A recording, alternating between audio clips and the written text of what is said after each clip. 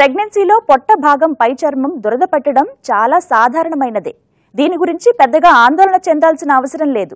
అంతేకాదు మరింత ముందుకు వెళుతుంటే అంటే నెల నెల గడుస్తుంటే అది మరింత తీవ్రతరం కావచ్చు.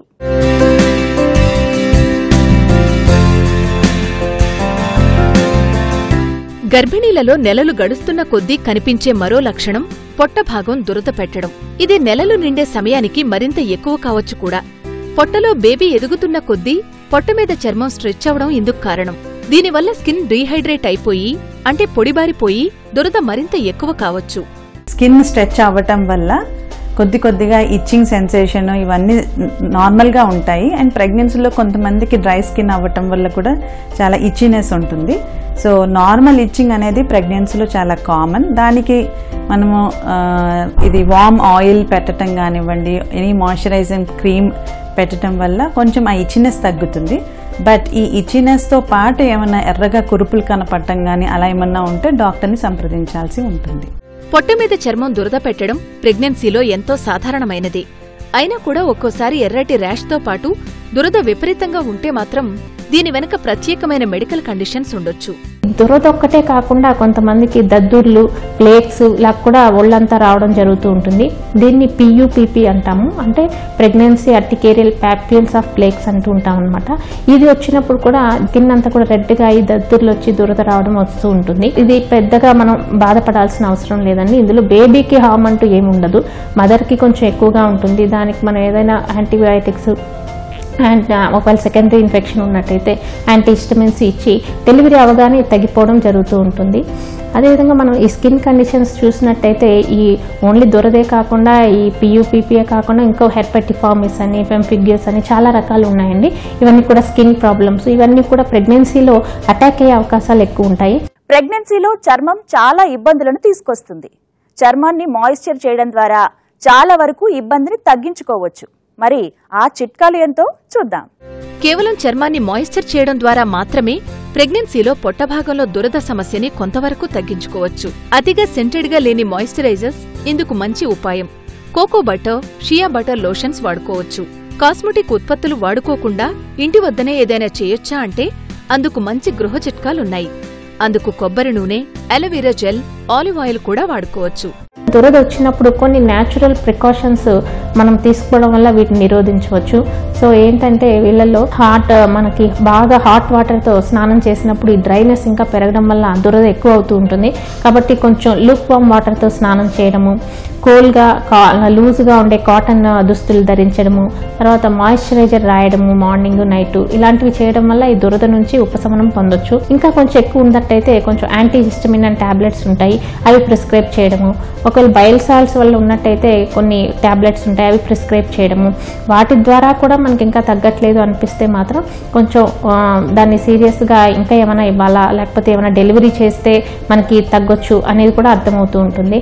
సో ఈ విధంగా ఉన్నప్పుడు మనకి ఈ యొక్క డెలివరీ అయిన తర్వాత ఈ యొక్క దురద అనేది చాలా మట్టుకు ఒక 90% మందిలో తగ్గిపోతూ ఉంటుంది. కార్యక్రమంలో ఇప్పుడు హెల్తీ ప్రెగ్నెన్సీ టిప్ ఒకటి మీకోసం. Every woman is at risk for developing diabetes. Gestational diabetes is very very common. So first visit లోనే గ్లూకోజ్ ఛాలెంజ్ టెస్ట్ ఒకటి చేసేస్తాం. Supposing glucose challenge test is normal in the first trimester, మళ్ళీ between 24 and 28 weeks second glucose challenge test అనేది చేస్తామన్నమాట. ఇక్కడ 75 grams glucose ఇచ్చేసి 2 hours తర్వాత మళ్ళీ బ్లడ్ షుగర్ టెస్ట్ చేస్తాం. If the blood sugar is more than 140, then a pregnant lady is labeled as just suffering from gestational diabetes. But if it is more than 200, then it comes as pregnancy diabetes anamata. So gestational diabetes anedi between 140 to 199 unte after 2 hours, then amani gestational diabetes and label chestam. Present day lifestyle valla, that is changing in food habits, fast food culture, having high calorie food, low fiber food, lack of physical activity, ilanti valla young ఏజ్లోనూ type 2 diabetes ఫ్రీక్వెంట్గా చూస్తున్నాం. Plus gestational diabetes అనేది చాలా కామన్గా చూస్తున్నాం.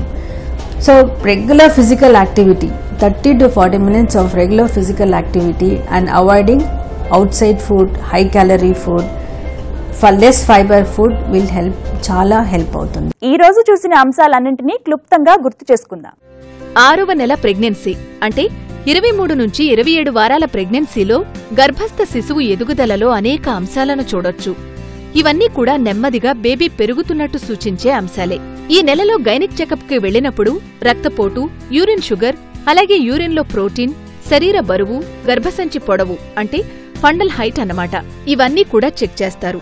గర్భస్థ శిశువు heart beat కూడా ఈ నెలలో చెక్ చేస్తారు.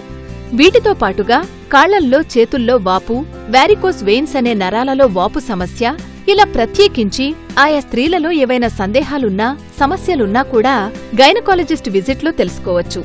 సాధారణంగా 6వ నెలలో ఉండే ప్రెగ్నెన్సీ లక్షణాలలో అతి ముఖ్యమైనది నిద్ర సంబంధిత సమస్యలు.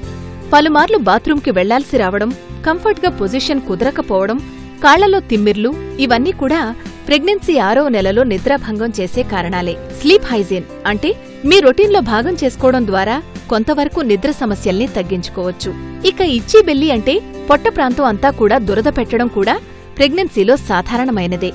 బేబీ ఎదుగుదల వల్ల పొట్ట చర్మం ఎక్స్పాండ్ కావడం, అంతేకాకుండా ఆయా ప్రాంతాల్లో చర్మం మాయిశ్చర్ని కోల్పోయి పొడిబారడం వల్ల సమస్య మరింత ఎక్కువ కావచ్చు.